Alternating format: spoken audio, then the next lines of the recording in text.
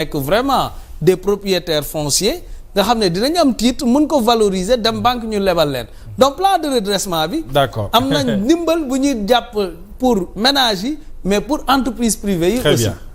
Alors Ibrahima, sur la même question naka nga jàngatee ce plan de redressement ak cette façon de faire de la politique en tout cas de ce nouveau régime bëgg nañu mobiliser lu toll ci 5600 et quelques milliards mais ni ko Mad waxee ci ay ressources endogènes ci réew mi lañ ko bëgg a jëlee ak ni économie bi mel entreprise yi ak ménages yi est-ce que dina yomb. nga Mohamed li ma doon wax léegi mooy dellu si waat c'est-à-dire on est en train de faire une politique boo nga xam ni ki faral état il cherche à bien communiquer devant les Sénégalais pour les convaincre rien qu'avec la communication parce que maa ngi dégg sama mbokk mais avec des arguments voilà aussi, sama mbokk léegi non c'est-à-dire quand Codé nous dit que bi ñu supprimer HCCT du moins excuse-moi bi ñu ko supprimer on a recruté tant d'enseignants ça c'est pas factuel 2000 enseignants 2000 enseignants ça c'est pas factuel on ne peut pas lier les deux ba ñu supprimer lële yàgg na personne n'a dit nulle part que li ñu jëlee foofu moom la ñu utiliser. le gouvernement l'a dit. Non, pas je ne l'ai pas vu. Et ce n'est pas factuel du tout. Grand, est-ce que na woon Paris rek non man maa ngi suivre lépp et puis j'ai un gros parti ici donc gars yi ñu ngi ci biir yëf yi quoi. Bon c'est pour dire que dañu war a gars yi bu ñu leen bëggee dimbali man bu ma sañoon ñu réussir parce que nul n'était cela du ma jël samay carte di leen ko sànnil bu doon 500 cartes ou 1000 cartes tamit jox naa leen ko donc. du dañuy nekk ci Sénégal di communiquer ñi ñu àndal on doit leur dire non un oui n'a de sens que si celui qui le dit a le droit de dire non alors plan de redressement économique bi ñu ko xoolee man déjà li ma njëkk a déplorer man je m'attendais à ce que bu ñuy def redressement économique au Sénégal ce qu'il devait faire et là où il devait commencer Sénégalais yëpp applaudir ko mooy ni fonds politique u primature temps la divisé nañ ko par 3 fonds politique assemblée nationale temps la on prend le tiers fonds politique présidence temps la on prend le tiers li ci des yëpp dañ koy delluwaat ci askan wi directeurs généraux yi temps lañ leen di fay dindi nañ 40% ci seen salaire avantage yi jël nañ ko ministres yi plus de per diem plus de d'avantage seen salaire temps la mu leer nañ loolu la ñu woote woon bi ñuy ñëw ci état bi.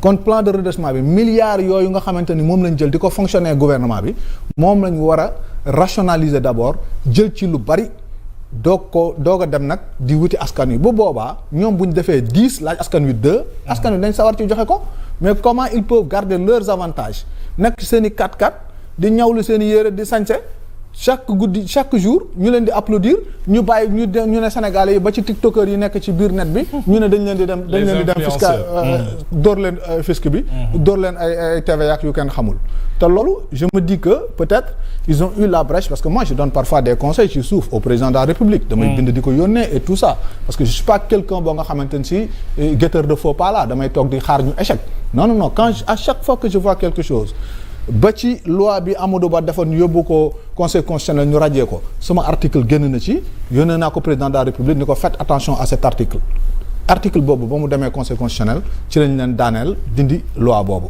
donc tooguma rek di xaar ñu échec mais nag dëgg yàlla moo ko moom te Sénégal moo tax ñuy wax donc nañu jéem a jubal réew mi mënuñu li ñuy yàq ci alal ci fonctionnement gouvernement dafa bari te loolu gouvernement yi fi jaar yépp la redressement bi foofu lañ ko war a commencer les députés comment dirais-je l'exécutif li ñuy yàq ci alal réew mi bari na bala ñuy dem ci ay tiktokers rek ay commerçants ay ñeneen di leen fiscaliser mën nañ rationaliser d'abord ñoom ni ñuy fonctionner ba pare en plus Sénégal mi ngi perte xaalis bu bëree bëri xëy na brèche boobu la ñu dégg sax ba tax ñu dem di songu tiktokers yi alors que moi je n'avais pas dit ça j'ai dit juste dans un live yónnee leen ko que le Sénégal perd des milliards sur les réseaux sociaux mais je ne parlais pas des tiktokers je ne parlais pas des liveurs je parlais même je ne parlais même pas des influenceurs les organes même gis nga les pays ils ont des outils qui leur permettent d'évaluer le flux bi nga xam ne mooy dugg ci réew mi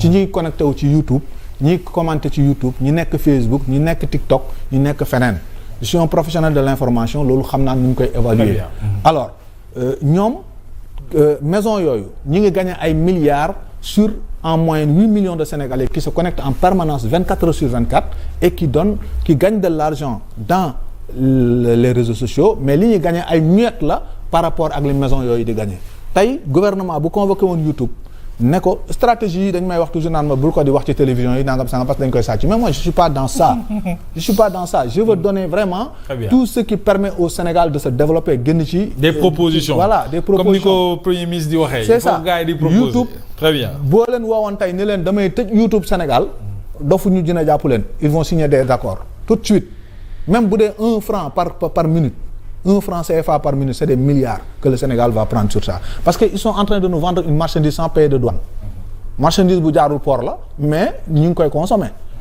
TikTok noonu Facebook noonu tous les réseaux sociaux noonu yeneen pays yi ci des yëpp fi ñu toll les pays européens et tout ça dañuy fay ay redevance bu ñu la déggee am na yeneen niche yu ñu war a mën a amee xaalis yu ëpp sax li yaakaar di laal ñi nga xam ne non les tiktokers là parce que yow tu fais 20 000 vues sur YouTube en général 1500 vues lañ lay 1 million da ngay def 20 millions de vues ñu valider la 1 million de vues 1 million de vues on te paye 350 000 CFA ou 200 et quelques mille bu njëkk 1000 euros la woon wàññi nañ ko léegi parce que dañuy invalider vues yu bari dañ naan vues yi ci réseaux sociaux la jóge vues yi ci groupe WhatsApp la jóge parce que paramètres yooyu yëpp avec les Google AdSense on peut les voir. Très bien donc lépp mën nga ko paramétrer. très bien loolu leer na alors Mat dañuy jàll avancer tuuti. baal ma rek sur ce qu'il dit parce que man it professionnel là dans le domaine numérique. absolument li ngay wax nii yëpp c'est enfoncer une porte ouverte. c'est déjà dans le plan de redressement. leneen les plateformes sont dedans. une seconde s'il te plaît. parce que yow yaa ciblé influenceurs yi mais plateforme yaa ngi ci. une seconde lu ma bëggoon wax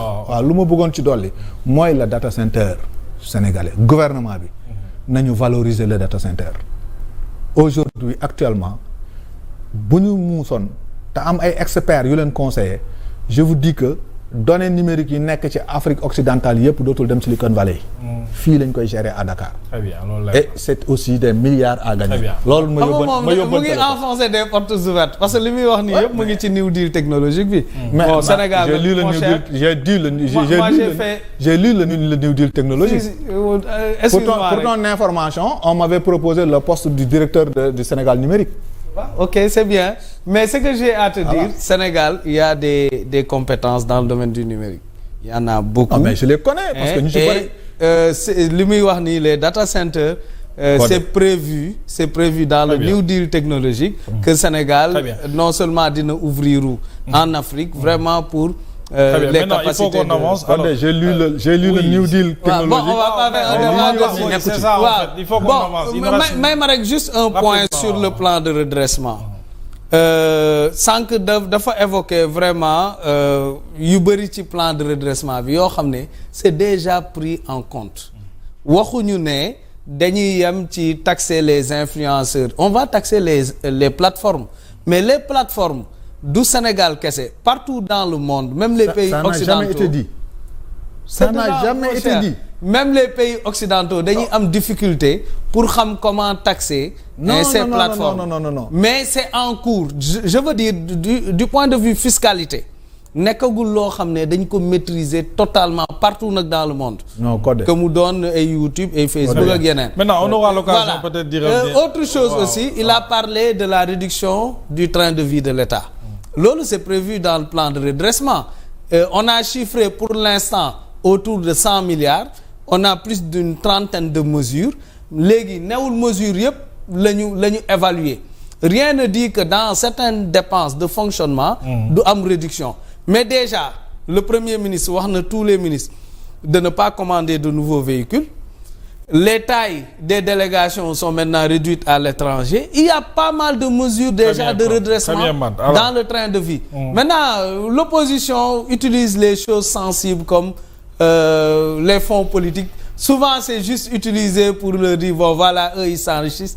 Et alors qu'on vous demande de faire des efforts. Président de la République, bi mu ñëwee lu leer la wax fekku fii en 2024 li ñuy wax fonds politique. fekku ko fi. Maintenant nag chaque État am na nu muy fonctionner pour la sécurité de l'État pour la sécurité de l'État. Très bien. Maintenant bu jotee nag ñoom ñu àddu ci fonds secret yi comment la gestion parce que li premier ministre bi yàgg a wax mooy la gestion doit être transparente daa war a am organe bu koy contrôler et cetera donc ça fait partie des réformes. yi ñu proposé Sénégalais. Alors permettez-moi buñ ci excès dinañ ci wax. c'est ça très rapidement ci assemblée générale UMS bi union des magistrats pour parler de la magistrature dañu ci dégg.